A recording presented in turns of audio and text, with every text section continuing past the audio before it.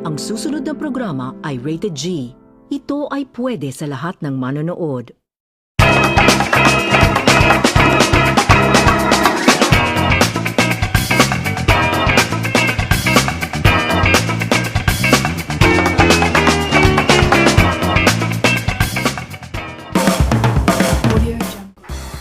Hello Philippines and hello world.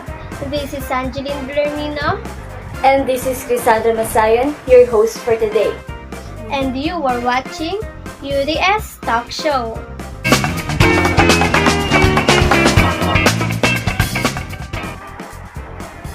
Where we will talk about various topics that are up to trend but will never came to an end.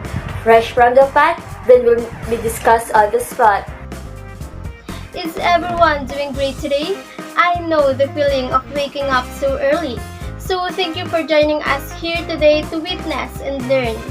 With the help of some aspiring teachers, we will be able to open the door of discovery about the self in Western and Eastern thought of philosophy. So some of you might have heard of it, but for the benefit of the doubt, let's take a look at this clip. With different culture, our environment also change. Because of these differences, we are now also having different perception about self. The most common are the Western and Eastern philosophy. Taking responsibility instead of putting it off on someone else. That transition sometimes is a challenging mission. And this one was a little tough for me. Show said, here's the secret, Mr. Rohn. Learn to work harder on yourself than you do on your job. For the Western, including Europe and North America, their approach to the world was formed around a materialistic view with a rational realism that seeks the reality of the nature of everything by studying their attributes and properties. The human being was part of this world. The only difference about human was his cognition and awareness. The human is the only creature who can be studied by very him or herself. The journey of the Western people into the depth of their most inner labyrinth of self started right here. The well-being and joyful life of the individuals are the main priority of Western societies. You should make yourself happy in this world. It is the ultimate goal of life.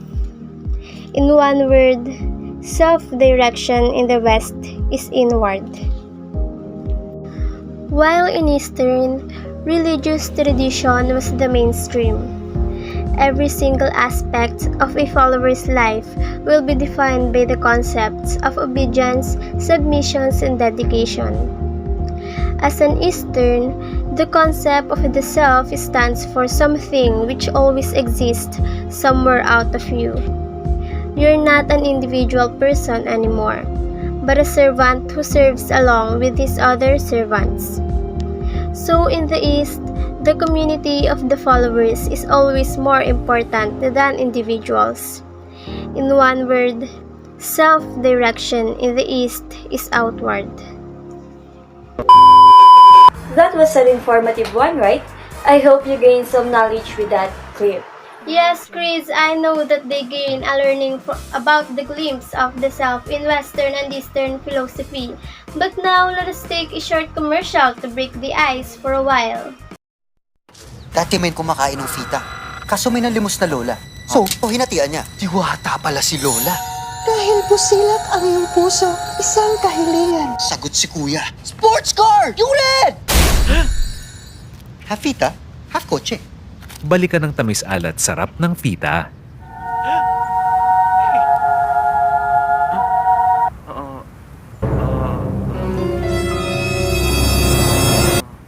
Balikan ng sarap.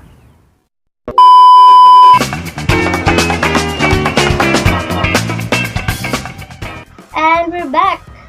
Before the commercial break, we have learned a glimpse about the self in Western and Eastern thought. And I am sure that everyone who is watching right now is really gaining something here. And I have no doubt if they go get some paper and pen now and take some notes in the following topics. Anyways, I think our guests are ready now. We have here three stunning ladies that will help us to understand more about the topic. They are all aspiring teachers from Daehan College of Business and Technology. So let's all welcome Miss Crisea Balasabas, Miss Ella Nolasco, and Miss Iramika Tago. Good morning and thank you for having us here. It was our pleasure to be in this show. And we're very excited for today. That's great. Are you all ready to discuss the topics? Yes, I think we can proceed now. Well, that's good to hear. Since we have here two philosophies, which are the Eastern and Western philosophy, can you tell us first what does it mean by self in Eastern philosophy? Yeah, sure, Chris. So, when we say Eastern philosophy, it would actually refer to philosophy in the Asia, and it would actually involve three philosophies. So first, we have the Confucianisms, Taoisms, and Buddhisms. So, pag sinabi natin Confucianisms, this is a philosophy founded by Confucius. It's actually a code or could be seen as a code of ethical content, and it is focused on having harmonious social life. So, ang ultimate purpose daw ng life according to Confucianisms is self-cultivation. So, ibig sabihin ng self-cultivation, you should be a man of virtue or a noble character na embedded pa rin yung buhay niyo in your social relationship. Pag sinabi natin cultivated self is Confucianisms, it was actually also known as subbated self, yung nakokontrol mo yung mga personal needs mo para sa kabutihan ng lahat.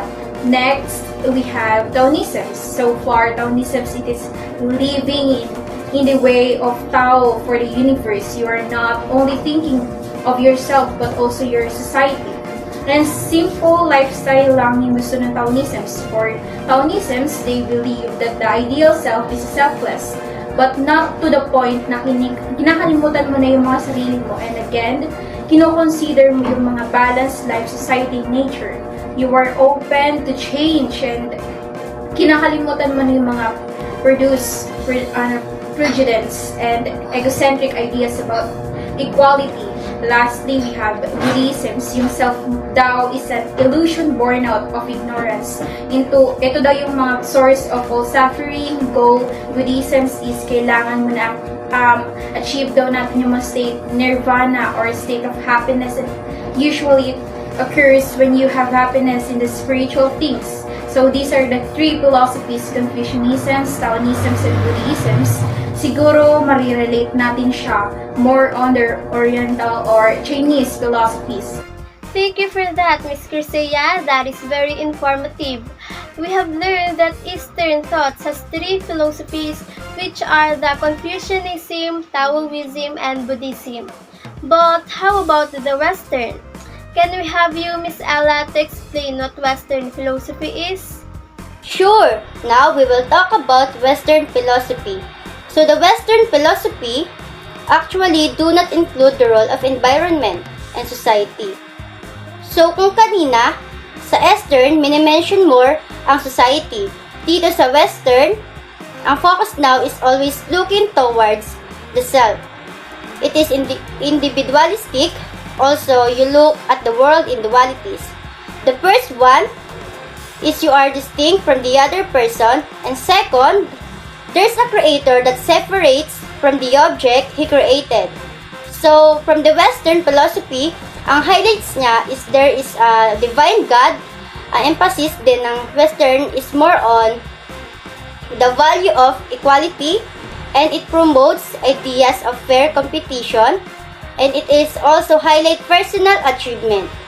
And that's all for the Western philosophy. Alright, thank you for that, Miss Ella. I'm really sure that we gained a lesson from here. But to enlighten us more on the difference of Eastern and Western philosophy, let's hear the side of Miss Ira. Thank you, Miss Cassandra. Since self in Eastern and Western thoughts or philosophy was already discussed earlier, let's try to compare them. So, for Western philosophy, it is individualistic. And ang pinropromote niya ay individualism. It actually came from the school of thought from Greek philosophy, and ang roots niya ay from Rome and Christianity.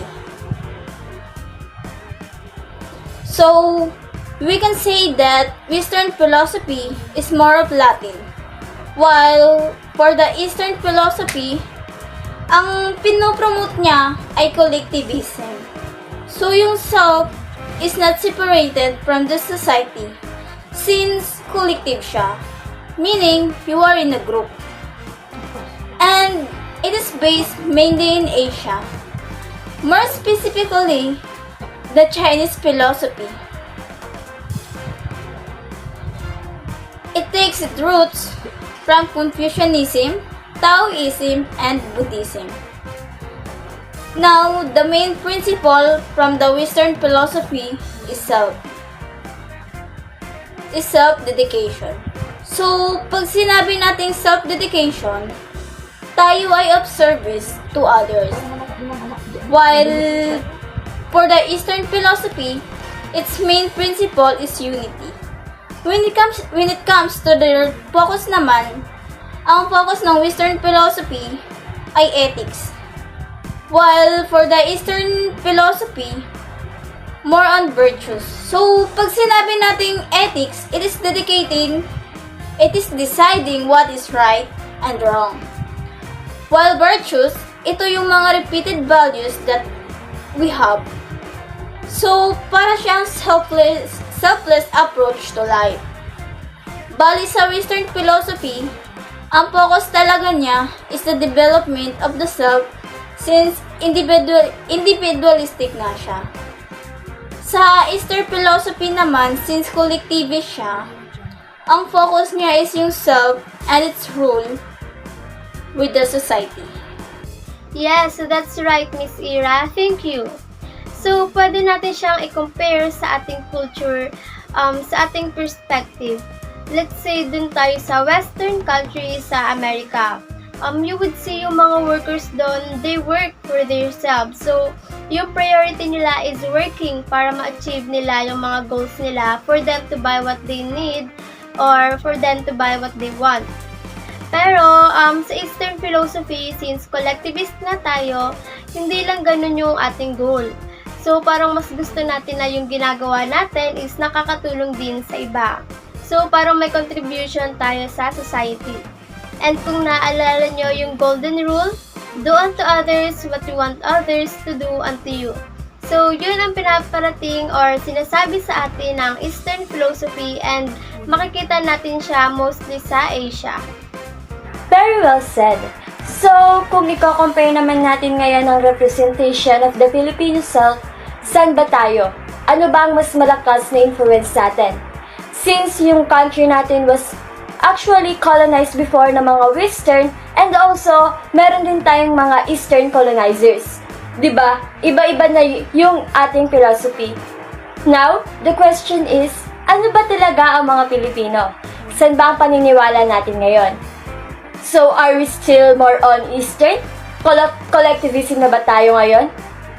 Now, we think of our contribution to the society besides ourselves.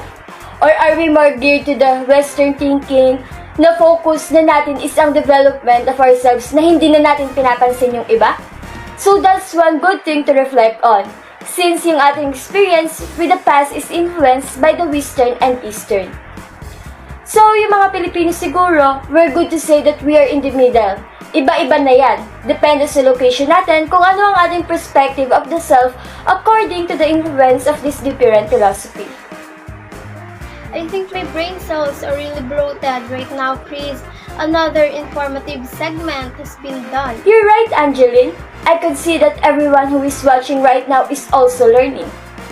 Truly that, knowing the difference between the self in Eastern and Western philosophy is worth learning. I think we don't have much time to do more. You're right, Chris, and I think this episode is really set something high up.